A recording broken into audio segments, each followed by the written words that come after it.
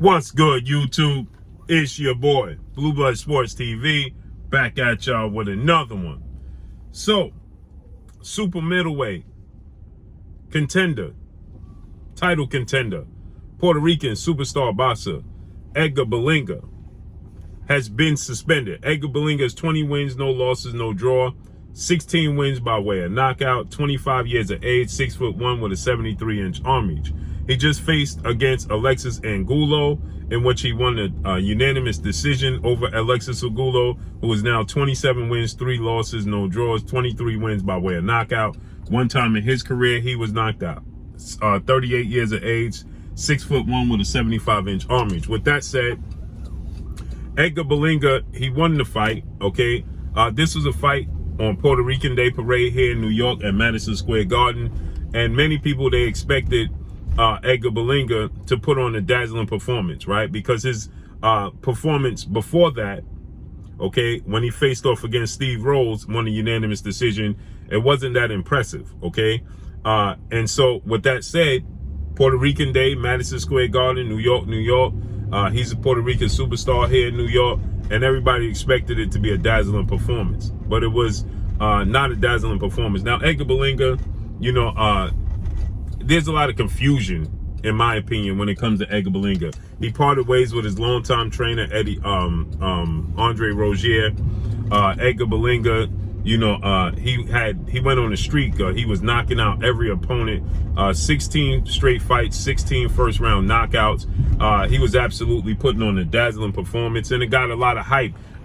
He started his nickname, the mantra, the monster was created, and a lot of people, you know, they looked at Edgar Berlanga as the next budding superstar. But his last few performances have been lackluster performances for his expectations, okay? Because the expectations for Edgar Berlanga are very, very high, okay?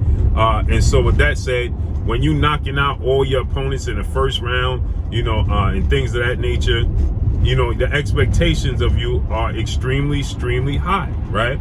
And so it's hard to live up to. So when you get in there with opponents that are, you know, able to weather the storm, withstand your power, you know, that are crafty, that are tricky, they're veterans, and you can't knock them out, what's plan B? So he was starting to follow his opponents around, okay?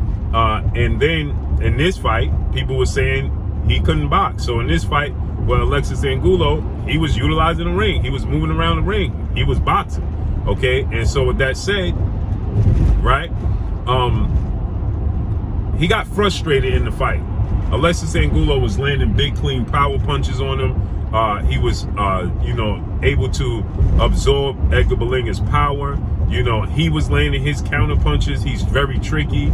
You know, he went the distance with Gilberto Ramirez. He was knocked out in the last round against David Benavidez. You know, so there was a lot of expectations thrust upon Edgar Berlanga in this situation, right? And Edgar Berlanga, you know, he was boxing on the back foot from the opening bell, right? So to me, it seems like there's a little bit of identity crisis, right? Is he a pure boxer? Do he want to pure box? Do he want to be a thumper, pressure fighter, come forward and look for knockouts, right? It seems like an identity crisis. In my opinion, I think Edgar Berlanga is a puncher boxer, okay? A boxer puncher, right? He needs to set up his punches, right? He's not able to walk down and just follow his opponents around. He wasn't cutting the ring off very well, right? And so he's not able to get the knockout in that manner. And when he's boxing on the back foot like he did the entire night against ALEXIS ANGULO, he's not able to sit down on his punches and get knockouts in that manner, right? So with that said, I think Edgar Berlanga, you know, he needs to find a happy medium as to who he is and what he's going to do and how he's going to be, right? And so Edgar Berlanga got frustrated in the fight, and Edgar Berlanga attempted to bite ALEXIS ANGULO 3 times in a clinch, in one single clinch. In one single clinch, he attempted to bite ALEXIS ANGULO 3 different times, right? And so, with that said, after the fight, that put a dark cloud over the fight itself, right? Because that's an absolute no-no. Complete absolute no-no. You absolutely cannot bite or attempt to bite your opponent, right? And then after the fight, he showed no remorse. And when he was asked about the bite, the attempted bite, 3 times, he just kept missing. He kept trying to bite him, but he kept missing, right? And after the fight, in his post-fight interview, he was asked about the attempted bite, and he said that he was frustrated because Angulo was throwing elbows, kept landing elbows, which I didn't see many elbows, but he was complaining about elbows. And so he stated that he attempted to go Mike Tyson on him, right? He said, so I attempted to go Mike Tyson on him. I just didn't fulfill it, right? He didn't follow it through. He didn't see it through, but he attempted it, right? So he said, I attempted to go Mike Tyson on him, and it wasn't successful. And so with that said, right, now Edgar Berlanga is suspended because, for one, the expectations upon you are very high and you didn't fulfill them, okay? For 2, you were getting frustrated and people actually thought that Alexis Angulo actually won the fight. Timothy Bradley, he thought it was a draw. Joe Tessitore thought that Alexis Angulo won. The fans thought that Alexis Angulo won. The crowd was at times booing, right?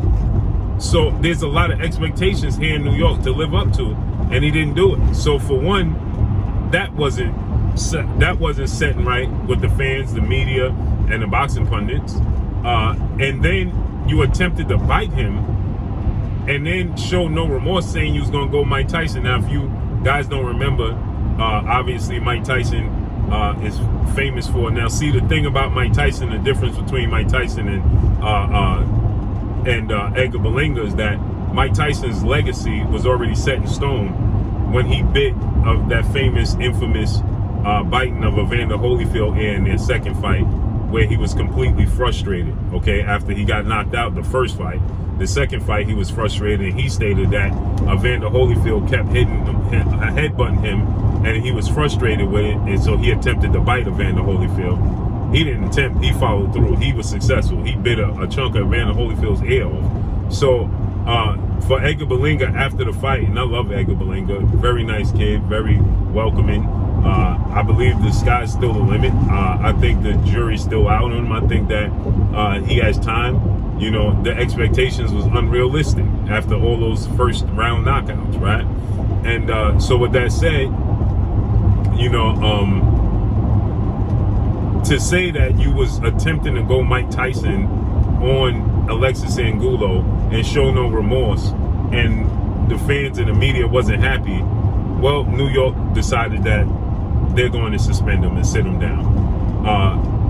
And so he's somebody, it's unfortunate because he's a fighter at this stage. It needs to stay active. He needs to stay active. He needs to garner as much experience as humanly possible, right? And he definitely needs to stay fully active, as active as possible, right? So for him to, you know, go this route and attempt to bite Alexis Angulo, now be suspended and can't fight in New York. He needs to fight as many times as he possibly can, and now he can't fight in New York, which means he's going to have to fight outside of New York, and who knows, the other commissions may not sanction him as well after this situation. So he's going to have to sit on the shelf for a while, and I don't think he can afford to sit on the shelf. Again, I think he needs as much experience as possible. So that was distasteful to attempt to bite him. I don't know what goes through a fighter mind. It's pure frustration. I do know what goes through a fighter mind. It's pure frustration, right? That's simply what it boils down to. There's no other explanation about it. You're frustrated because you can't do and succeed how you want to succeed. And so with that said, you know, I believe that, you know, the suspension is warranted, right? It needs to be happening. Actually, I personally think that he should have been disqualified right then and there at the very moment. I don't think it should have even went. It shouldn't even got to the point of, you know, of him, you know, being suspended by the New York State Athletic Commission. I think he should have been suspended right then and there. Okay, period. I don't think there should have been, you know, any involvement with the New York State until afterwards. He should have been disqualified ASAP, right there, point blank and period, right in the ring. There's no place for that in the sport of boxing. So it's unfortunate because, again, Edgar Berlanga is young, 25, a lot of expectations, and he needs to stay active. But this is warranted. This needed to happen, right? And this should be, hopefully it's a lesson learned. The time frame of just how long he's going to be suspended is still unknown. But yeah, this had to happen. It had to happen. So let's see how everything moves forward and plays out. But that's all I got for y'all. Make sure you hit the like button. Drop a comment in the comment section. Let me know what y'all think. Y'all already know what it is. It's your boy Blue, Blue Blood Sports TV. Hate, like, comment, and subscribe. You haven't subscribed, hit the subscribe button, hit the like button, hit the bell icon to get all the new notifications. Follow me on Instagram at Blue Blood Sports TV, all one word. Y'all already know what it is. Shout out to the entire LDBC. Shout out to New Media. Shout out to Black Media Row. Make sure you like and share these videos. That's all I got for y'all. Peace.